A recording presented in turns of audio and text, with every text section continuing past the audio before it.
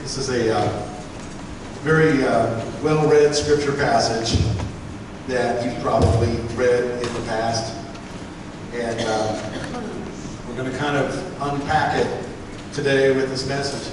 Look at what it might mean for you and what it means for all who follow Christ in terms of doing what we're called to do and doing it in a way where we are not feeling up to the task. And maybe also don't feel deserving of the task. Or as Moses said, let someone else do it. So we're going to be looking at that today.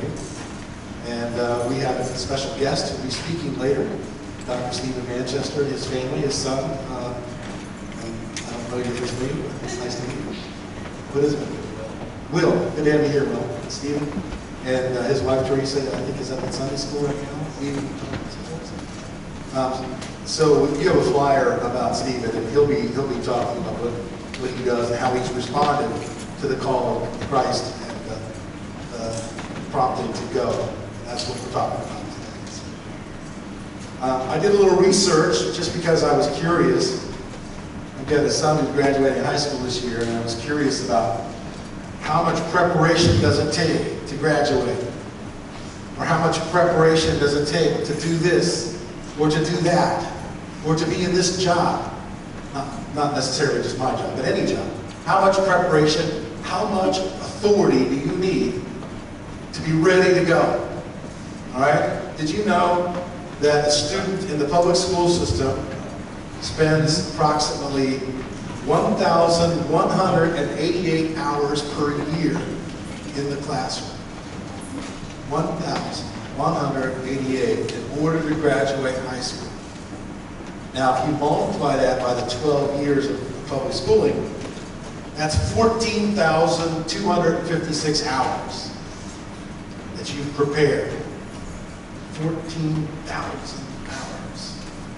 And I see students out there going, oh. I know what it is to count the days till summer. I remember what that was like. To count down the days to summer. And so as I've been listening to the education community, considering the possibility of year-round school, I know that must set off alarms in some heads, but that's a lot of time spent in the classroom. And you know what? If you add 4 or 6 years of college on top of that, and many do these days, it's just exhausting to think about. And so you're thinking, okay, when will I be prepared to be an adult? Or when will I be ready to go out into the world and do something, make a difference? And when will I be ready to step into a certain job or calling and say, I am prepared? Well, here's the bad news, okay? Many of you know this.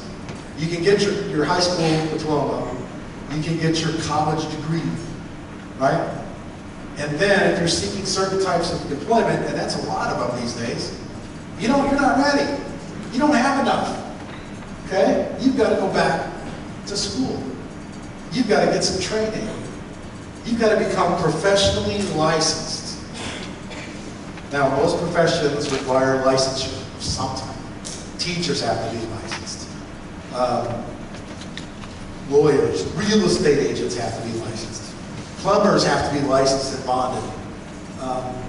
You got to be licensed in many cases. You got to go back to school. You got to take exams. You got to take continuing. They call it continuing education. And you know what continuing means, okay? Next year you start back at scratch, okay? Keep going, Grandpa. That's the motto, okay? No matter how old you get, all right? In certain professions, you are still fulfilling requirements of other people. Maybe it's the state. You say, you might be ready, but things change and you need extra training. You're not ready yet. All right? Now, and all that has to be documented. You have to get so many hours of extra training. For instance, I'm a licensed State of Ohio counselor, LPCC, which stands for Licensed Professional Clinical Counselor.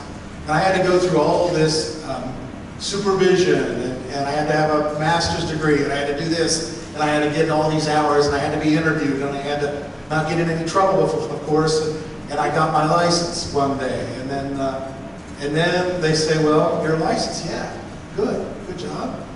You know, but you got to keep getting your license renewed every 2 years. So I've got to take 30 hours of, they're called CEUs, continuing educational units.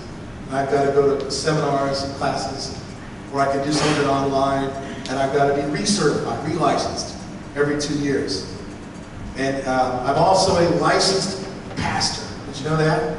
You wouldn't have guessed that, would you? I'm a licensed pastor. I also have a license to perform weddings. Pretty impressive.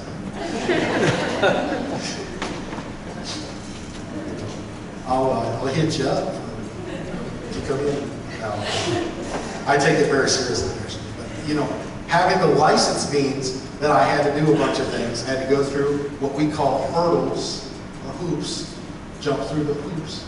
I had to, for my pastor's license, I had to go through a mentoring process.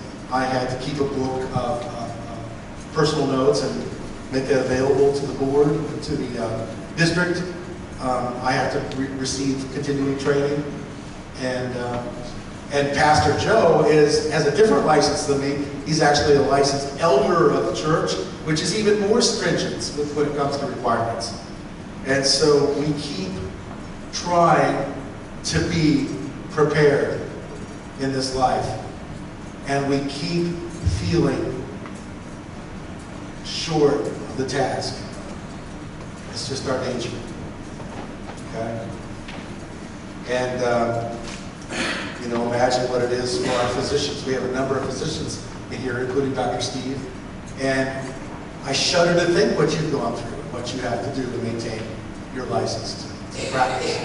And how many years, how many residencies, how many experiences you've had to do as you climb your way slowly, painfully, debtfully up the ladder to get prepared to do what it is you do.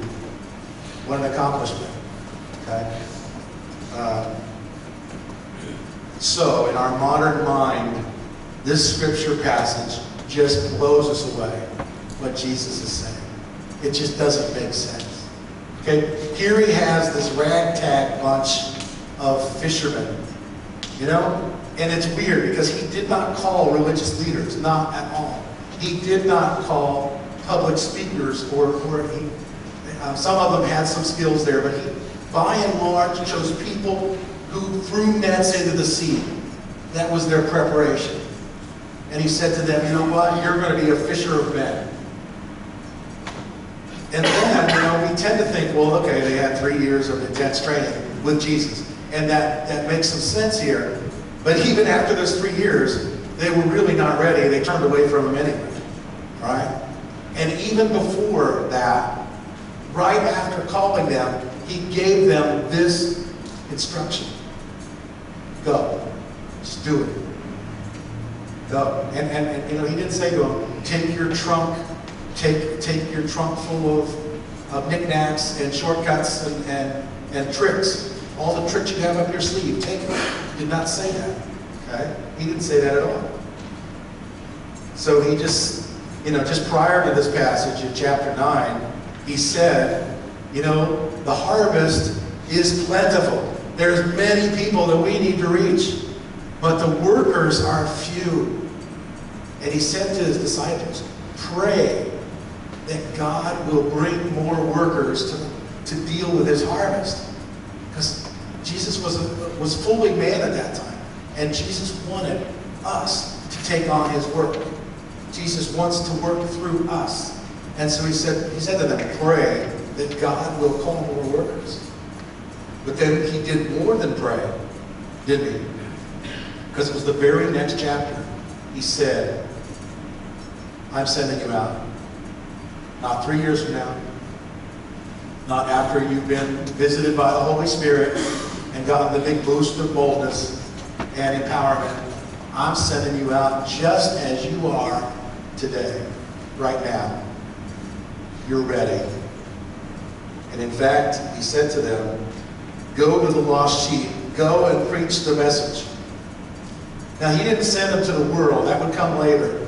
He started with the chosen people to wake up the lost sheep so that they could transform the world. So he said, go to the lost sheep, preach the message that the kingdom is here, and you need to know it. Heal, drive out evil, bring new life wherever there's death. I'm not just talking about, rigor mortis here. I'm talking about spiritual death. Wherever there is stagnation, disinterest, anger, self-pity, paralyzation, bring life. Wake these people up, is what he was saying. And he said to them, just as you have been given freely, go give of yourself freely. In other words, give all you have. Don't expect it to be easy. Don't expect you're going to be showered as a hero with praise. Give freely. Plunge into it. Don't hold back. That's what he was saying. Okay? So he said to them, take nothing with you. No money, no gold. Don't even take a bag. No extra clothes, no weapons. Wherever you go, wherever you are, let your message ring. He said, don't force yourself on anybody. Okay? See if they're receptive. See if they're worthy, which means open to the message. Stay with those that are worthy and preach and heal and teach. And he also said, be smart about this. In other words, be sensitive, be gentle, be smart about this. Like, be smart, be shrewd about it. Know when to say no, know when to leave, know when to switch to something else. Watch out, he said, because you're like wolves, or you're like sheep among the wolves. You're like a sheep. Because a lot of people are not going to like what you have to say, particularly religious leaders. You are going to rock their boat and their world, and they don't want rocked by an upstart like you, by some two-penny fisherman. So he said to them, be ready, be careful. Right? So he said, make your time count. In other words, don't waste it. Don't cast your pearls before swine. Seek out those who are hungry for God. Do the most you can with the time that you have. Don't expect this to be easy. But he also said to them, don't worry. He said, I'll give you what you need. That's why you're not taking things, because guess what? You've got to learn to trust in me, that I am sufficient. And the only way you're going to do that is by practicing doing it. So no bag of tricks, no backup cash, no diploma, no continuing education. For Pete's sake, just make yourself available, because you're all that you need if I am inside you working. You've got everything you need. He even said, don't worry about what to say. Can you imagine that? I considered for about 1 minute not having any of this stuff. Okay, I considered it. I'm a wimp. Okay? I couldn't get myself to that point. And he said, don't worry about what you're going to say. Because guess what? I don't need no professional speaker. And what words you might need, I will give you. I will give you what to say at the right time. And guess what? If you're content in waiting for me, that's going to send volumes. That's going to communicate. People will see. Here's Clem the fisherman speaking before kings and rulers. Jesus said to them, that is going to be a message to the Gentiles. You standing before these guys, speaking with tremendous wisdom and power. What could be better? A prepared speech? No, I don't think so. I don't think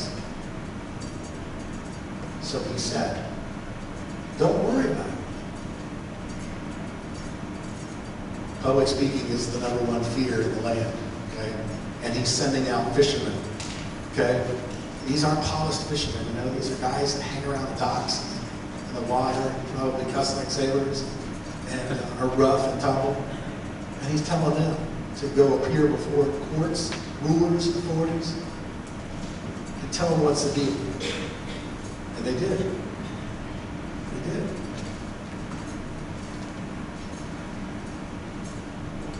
They responded in faith to their master. You know, Matthew, who wrote this book, Matthew was a tax collector, you know?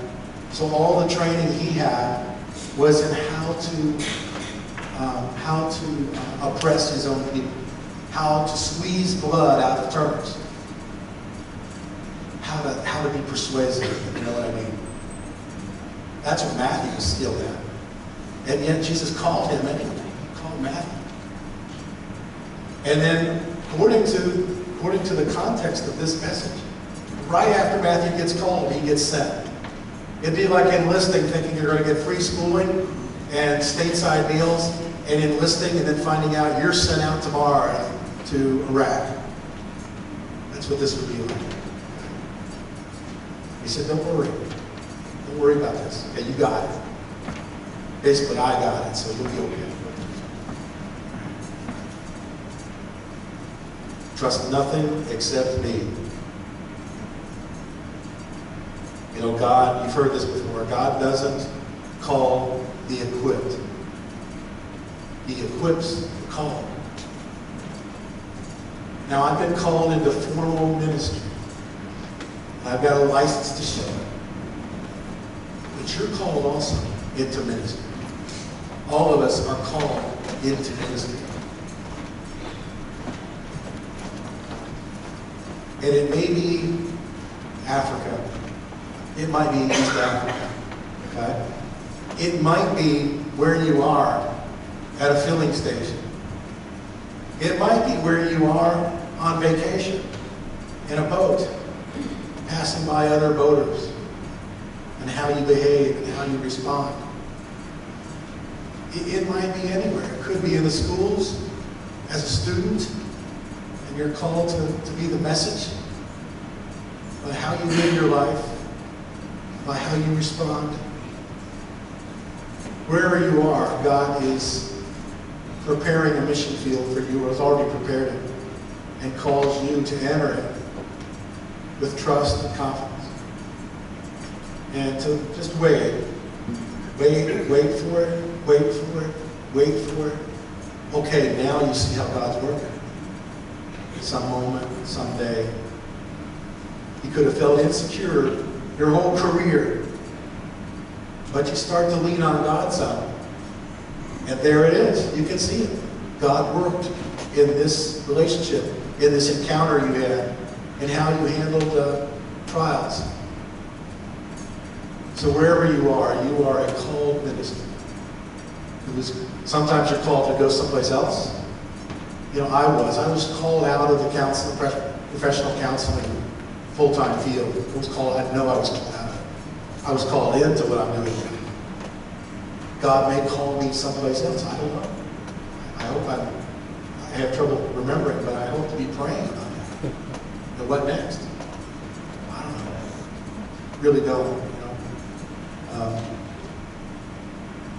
But we have to get over ourselves, don't we? We have to get over our insecurities, rise above our fears. It's tough stuff. We battle demons, and sometimes they win. And we have to pray that God will make it clear. Maybe it won't happen today, maybe not this year, but God, if He wants you to go, if you listen, if you apply yourself to seeking Him, God will make it clear. He will. Sometimes it's a big fight, a struggle, like Jacob's wrestling in the middle of the night, and we come out bruised because we get battered. And sometimes, you know, we get broken down by this spiritual turmoil that we face. Sometimes we feel like we're just shot, exhausted. But if we hang in there, if we stay patient, God will speak. He will speak. And then we get a big burst of His wind lifts us. And we have a mission. And we have a new lease, new purpose. And this happens throughout our lives. I don't care how old you are or how young you are. God's got stuff in mind. Doesn't matter, who you are, where you've been, how much sin you piled up. Doesn't matter how much you know or how educated, or your vocabulary, your IQ, your social circle, your income. Doesn't matter where you live. Everything's a gift from God anyway. And He's always wanted you to use that for Him, not for yourself. Use it for others. What matters is what you do with these gifts, the situation that you're in, the time that you have, and are you willing to yield it to to channel it. Because I guarantee you, climbing that ladder that I was speaking of, high school, grade school, high school, college, certification, licensure, relicensure, retirement party, bank full of retirement money. None of that will be rewarded to you in the end. At the very best, you'll have a warm spot to sit and let your mind spin. There's a lot more meant for you. Then finally getting to the point where I guess I was ready. But now I can't anymore. There's a lot more meant for you. It's all a gift. And Jesus says to us, don't sweat the small stuff. Don't pack heavy that you can't even move. Be flexible. Be ready to go. Travel light.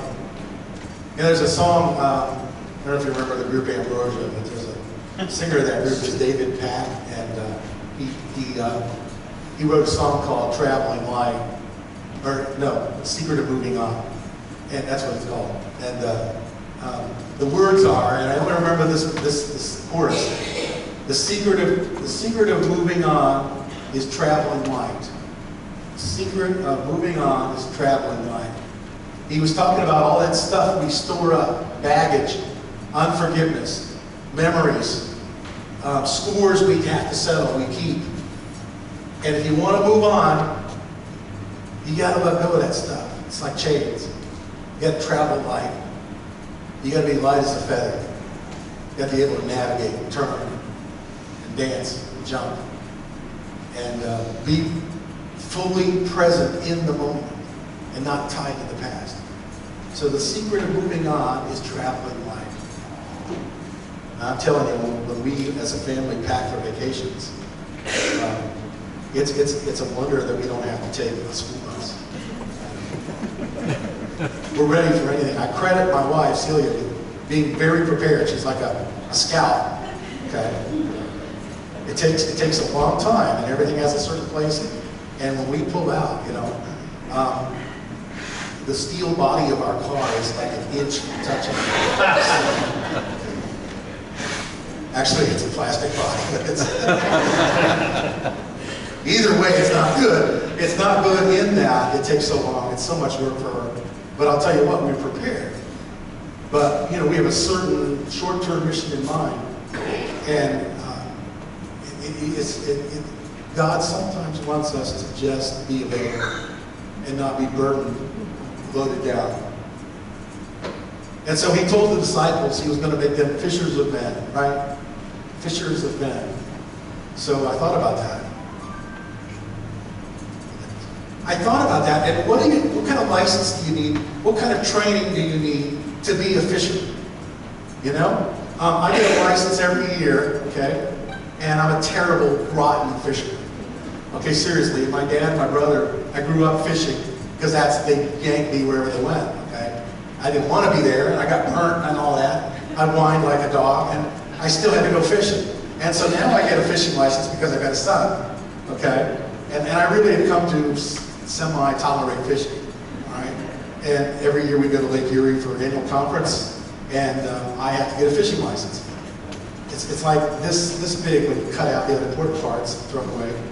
And I don't have a laminating machine, so I end up putting 15 layers of tape on it. And the fishing license has nothing to say about my skill or my availability, my readiness to fish. It has nothing to, I had to take no test. What kind of a fish is this? You know, what's his range? You know, how deep does he go? I don't have to do any of that. I just pay 18 bucks, hard to believe, and I get a fishing license, okay? And it was nothing to do about me. So I am a professional licensed fisherman. Licensed. All right, back in Jesus' day, you know, what kind of preparation? There's probably not a license, I would imagine. What kind of preparation did you need to be a fisherman back then? Basically, you know, you needed a boat usually, and you had to have a net, right? Big net. Now my son Sam has a big net that you actually, it's kind of complicated. You got a rope and you've got weights that kind of pull on the rope to tighten the net so fish can't get away. And you unloose the net and you grab it like a big frisbee and you kind of hold the rope tight and you throw it out like that, okay? And it expands as it goes out and then it just lands flat. And it drops to the bottom of the sea. And then he pulls the rope, yanks it, which somehow makes it close up, and then just keeps, you know, reeling it in. I gotta tell you, when we go to the beach, he will spend 6 hours, if you let him, casting out that net and bringing it in, casting it out. I might be exaggerating slightly, hours. He'll spend hours throwing out that net. You know what you get when you go to the beach and you throw out a net? You know what you tend to get? Nothing. Nothing, okay? But the water's heavy, it's hard work, it's not easy, okay? And that day the disciples were throwing out their net, you know, all day long, didn't catch anything. And Jesus shows up at the end of the day and he says, hey, how about going out again? You know, what do you think? And they said, we've been out there all day and caught nothing. He said, I'm here, try it now. And they went out and they caught a ton of fish. So what preparation do you need to be a fisher of men?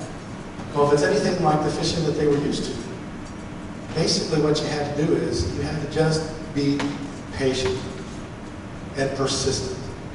You had to go places and keep throwing out that net. Most of the time getting nothing, right?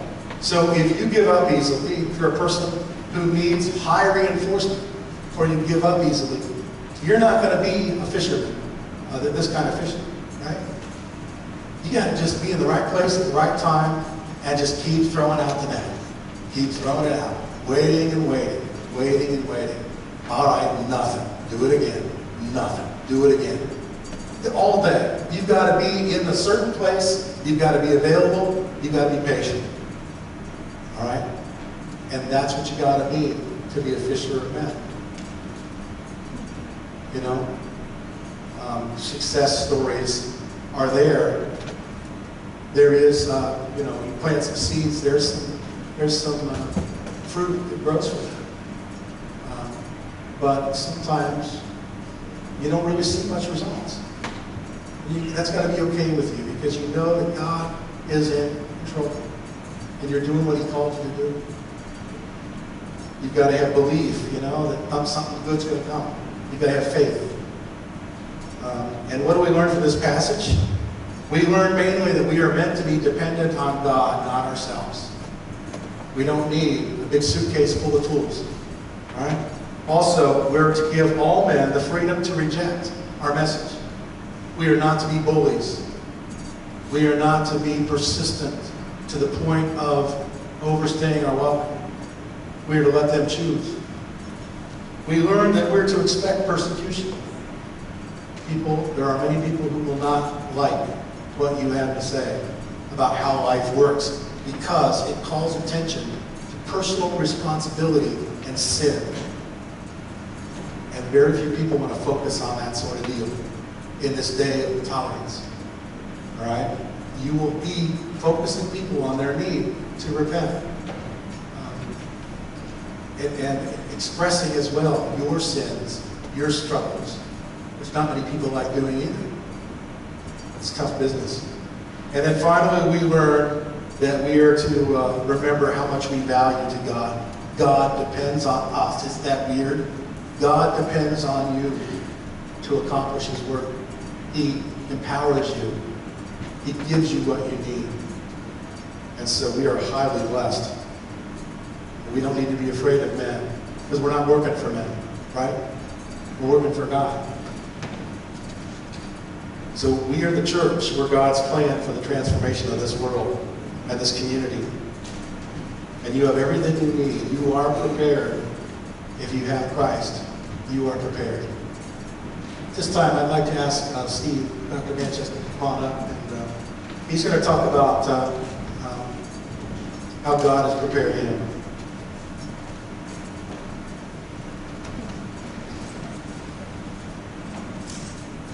Thank you. I'm glad to be here this morning with you all, and happy for the opportunity to talk about our ministry in Kenya, East Africa. As he said, I'm Dr. Steve Manchester. My wife, Teresa, is with the Sunday school class, and my youngest son, Will, is here, and I have two other ones, Nick and Peter, who are in Kentucky. So I'm a Chillicothe native, born in Chillicothe Hospital and graduated from Chillicothe High School. And after finishing my training, I came back and practiced as a family physician here in Chillicothe for about 13 years, and then God directed me to a place called Tenwick Hospital in Kenya, East Africa. And I've been there for the past 12 years with my family, and we're planning on going back in August of this year for another 2-year term, and then probably more after that. We're just going there as long as God continues to use us. And he's doing great things there. We're home on furlough. This is our opportunity to talk about what God's doing in our corner of the world, and just to promote missions in general. And so Tenwick Hospital is one of the largest missionary hospitals in the world. It has about 300 beds. Last year we had over 10,000 hospital admissions and over 150,000 outpatient visits. So I do many things while I'm at Tenwick Hospital, and unfortunately there's not enough time to tell you about all the things that go on there, but I can assure you God is at work there. I do want to tell you, though, one of the stories of a patient that I had interaction with this last term. His name was Daniel, but the story starts when I'm sitting in our hospice office. There's a knock on the door, and this gentleman comes in, a person I've not seen before. I've not seen him since that day. And he comes in and he says, I've come from Sotique. So it's a town of about 45 minutes away from Tenwick. And he says, I've come from Sotique, but I just had to come here and find the hospice team because I wanted to thank you. I wanted to thank you for what you did for Daniel. Well, Daniel, you see, was a gentleman who had cancer of the liver. He'd come to us because he was in so much pain, but his request was quite unusual. He came to us and he said, please, help me die, because this pain is too unbearable. And so we told Daniel, we said, no, there's no reason for your despair. The pain can be controlled. We can control that. We have the medicines, and we can get you started on that. We can bring the pain under control. You do not have to be worried about that. And so, started this journey with Daniel. And unfortunately, despite our aggressive increase in the dose of morphine, his pain did not come under control. And I was becoming very concerned. I felt like I'd almost promised him that we would control his pain. So we decided to have a meeting. The hospice team got together and we talked about Daniel, and it was actually the chaplain who suggested that maybe his pain isn't physical, maybe his pain is spiritual. So we decided to explore that. And so we met with Daniel, and he proceeded to tell us some things that we didn't know. First of all, he was a retired village chief. Now, a village chief in Kenyan society is a very important position. They keep track of statistics, births, deaths, marriages. They keep track of inheritances. They manage conflicts within the village, and which is really probably one of the biggest things they do. And so they have a lot of power within the village. And Daniel told us that as a village chief, he was corrupt, and that he'd done many people wrong, and he had personally benefited from people's problems financially. And it was starting to weigh on him now the guilt and the remembrance of the things that he had done wrong. And so this was an opportunity for us. We were able to talk to Daniel about the power of God's love, the power of God's forgiveness, and he was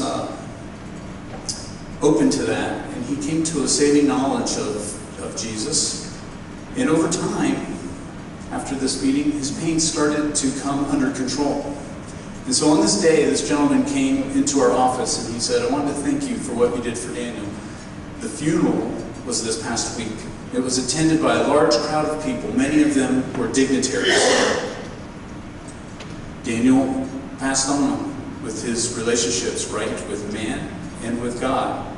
In fact, he had paid restitution to many people that he had done wrong. And this is very unusual in Kenyan culture to do that. But most of all, he died in peace, with dignity, and without pain. And so, this is what we do at Tenwick Hospital. This reminds me of the passage in Matthew, just a few verses before the scripture that was read. In chapter 9, verse 35, Jesus went into the towns and villages, teaching in their synagogues, preaching the good news of the kingdom, and healing every sickness and disease. When he saw the crowds, he had compassion on them, for they were like sheep. They were harassed and helpless, like sheep without a shepherd. And Jesus turned to his disciples and he said, look, the harvest is plentiful, but the workers are few. So pray to the Lord of the harvest, therefore, to send workers into the harvest field. And so this is what we do at Tenwick. If you would like to talk to us more about what is happening there, we have a table that we've set out outside here. You can talk to us. Certainly welcome to join us in our ministry of teaching, preaching, healing, and harvesting. You can follow our ministry on Facebook, facebook.com/Manchester's Out the Door, or on our mission website. Our mission is World Gospel Mission. Its headquarters in Marion, Indiana, and our website is wgm.org/Manchester. Thank you for listening to me today. God bless you.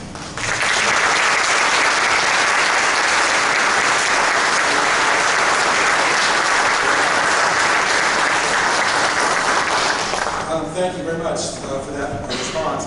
I'd like to pray for Steve and his entire family and his mission, and you can be praying as well. I'll lay hands on him, and you can, if you want to reach your hand forward to pray, you don't need to do that, but just let's pray for Steve and his family.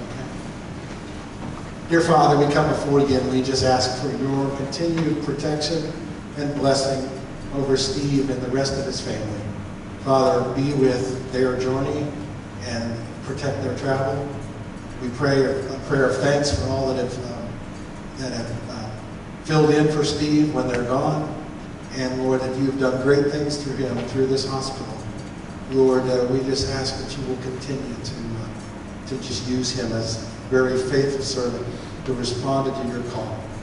Lord, bring great ministry and success, transform lives through the work of this man and all that he touches and all who go in. We ask this in Jesus' name. Amen. I'm going to invite all of you to continue in prayer at this time. The communion elements are down here. If you'd like to receive bread and juice, an usher can help you if you'd like somebody to bring it to you. Just raise your hand. Let's be in prayer at this time.